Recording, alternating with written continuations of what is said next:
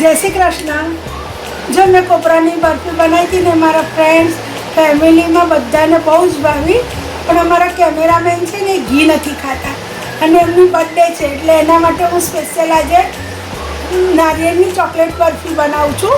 એના માટે મેં 2 કપ કોપરાનું છીણ લીધું છે, એ જ માપથી 2 કપ દૂધ લીધું છે, 1 કપ ભરી અને ખાંડ લીધી છે અને ઘીને બદલે હું 2 ચમચી બટર વાપરવાની છું અને કોકો પાવડર લઈ લીધો છે।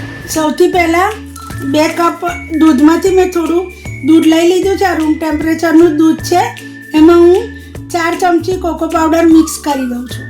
जो मैं ठंडा दूध में कोको पाउडर मिक्स करी दीधो छे अने हवे एमां कोईपण प्रकारना लम्स नथी।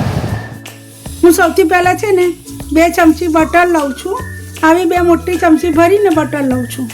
बटर गरम थई गयुं छे, हवे एमां हूँ 2 कप कोपरानुं छीण नाखी अने हलाई दऊं छुं।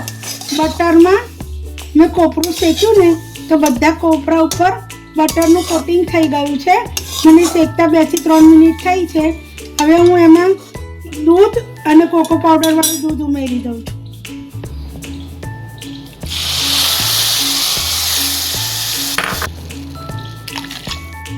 જો મને છે ને આ બરોબર હજી ઠીક થયું હોય ને એવું નથી લાગતું એટલે મેં 1 કપ મિલ્ક પાવડરને अर्धो कप दूध में बराबर ओगाળી लीधुं छे अने हवे हूँ ए आमां नाखुं छुं।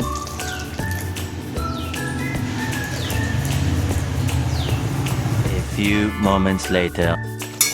कोपरानुं छीण, कोको पाउडर, मिल्क पाउडर बधुं मिक्स थई गयुं छे अने एकदम जाडुं बेटर तैयार थई गयुं छे। हवे हूँ एमां 1 कप भरीने खांड उमेरूं छुं।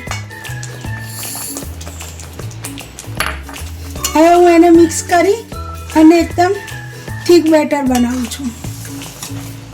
ખાંડ ઓગળી અને એનું પાણી વળી ગયું છે। હવે પાણી વળે અને બેટર થીક થાય ત્યાં સુધી હું એને હલાવીશ।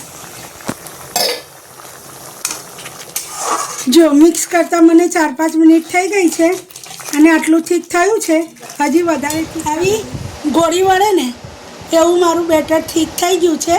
હવે હું એને થોડું ગ્રીસ કરી ટ્રેમાં પાથરીશ અને થોડુંક આ ચોકલેટના મોલ્ડમાં જો મેં 2 ચોકલેટ મોલ્ડમાં બરફી ઠારી છે અને એક આવી રીતે ટ્રેમાં ઠારી છે, એના ચોકલેટ જેવા પીસ પાડી લઈશ।